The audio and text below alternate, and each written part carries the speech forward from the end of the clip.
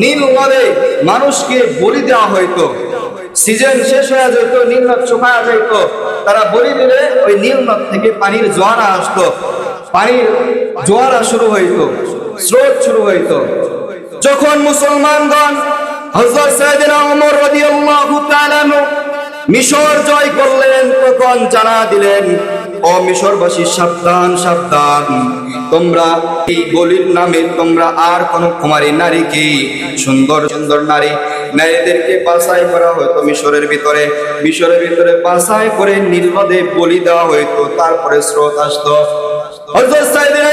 হযরত ওমর রাদিয়াল্লাহু তাআলা ওইটা জয় করেছিলেন।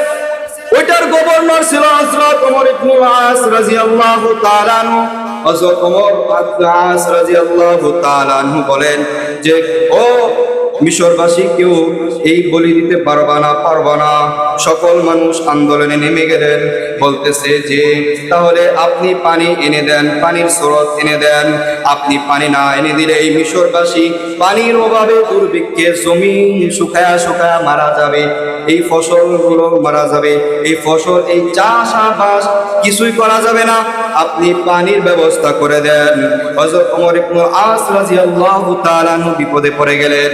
হযরত ওমর ইবনে আস রাদিয়াল্লাহু তাআলা আনহু ওমরকে উদ্দেশ্য করে চিঠি প্রেরণ করলেন, ইয়া আমিরুল মুমিনিন, আমি তো এরকম সমস্যার ভিতরে পড়ে গেছি।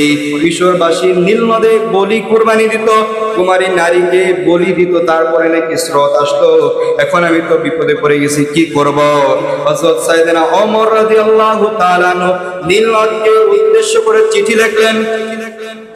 দুনিয়ার মুসলমান শুনে রাখো, আল্লাহ রাব্বুল আলামিনের নামে ইবাদত হবে। কার নামে ইবাদত হবে? আল্লাহ তাআলার নামে ইবাদত হবে। সাইয়েদনা ওমর রাদিয়াল্লাহু তাআলা যখন চিঠি লিখলেন, হে নীল নদ, তুমি যদি আল্লাহ তাআলার নামে যদি স্রোত তৈরি হও, আল্লাহর নামে যদি পরিচালিত হয়ে থাকো, তাহলে তুমি জোয়ার হয়ে যাও, স্রোত দিয়ে দাও।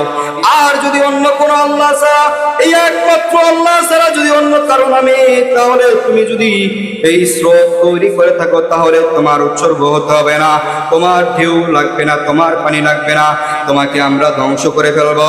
ওমর রাদিয়াল্লাহু তাআলা কড়া জবাব দিয়ে দিলেন। এই চিঠি আবার প্রেরণ করে দিলেন। চিঠি নিয়ে দূত যখন হযরত ওমর ইবনে আস রাদিয়াল্লাহু তাআলা আনহুর কাছে আসলেন, ওমর ইবনে আস রাদিয়াল্লাহু তাআলা আনহু সকল মানুষকে উদ্দেশ্য করে বলেন যে, ওমর রাদিয়াল্লাহু তাআলা আনহু চিঠি আসে, এই চিঠি নীল নদে ফেলতে বলেছে। এই চিঠি ফেলা হবে, সমস্ত মানুষ নীল নদের চারপাশে জমা হয়ে গেছে, হাজার হাজার মানুষ জমা হয়ে গেছে।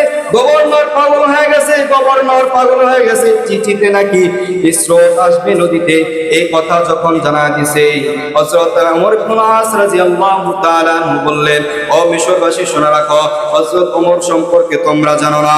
ওমর রাদিয়াল্লাহু তাআলা আনহুর জামানায় ছাগলে এবং বাঘে একসাথে পানি খাইতো, কিন্তু বাঘ ছাগলকে আক্রমণ করার কোনো সুযোগ ছিল না, এতটা ভয় পাইতো। এই কথা যখন জানা দিছে, সমস্ত মিশরবাসী নীল নদের চারপাশে জমা হয়ে গেছে, নীল নদীর জমা হয়ে গেছে। হযরত ওমর ইবনে আস রাদিয়াল্লাহু তাআলা ওমরের চিঠি নিয়ে যখন নীল নদে নামলেন, মাঝ বরাবর গিয়া চিঠিকে প্রেরণ করে হযরত ওমর ইবনে আস রাদিয়াল্লাহু তাআলা খেয়াল করে দেখেন, পিছন দিকে তাকায়া দেখেন যে পানির ফোয়ারা শুরু হয়ে গেছে, পানি তার দিকে দৌড়ায় চলে আসতেছে।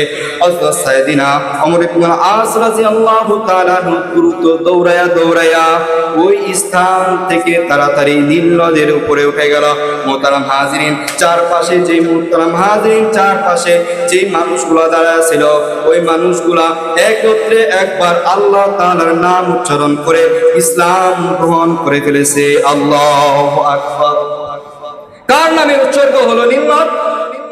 কারণ তাদের সিস্টেম ছিল প্রত্যেক বছরে কুমারী একজন নারীকে ওইখানে বলি দিত, তারপর স্রোত আসতো। কিন্তু সাইয়েদনা ওমর রাদিয়াল্লাহু তাআলা আনহুর চিঠি পেয়ে ওই নীল নদ স্রোত হয়ে গেছে। কথা বলেন ঠিক কিনা? নীল নদ কার নামে চলে বলেন? নীল নদ আল্লাহ তাআলার নামে চলে।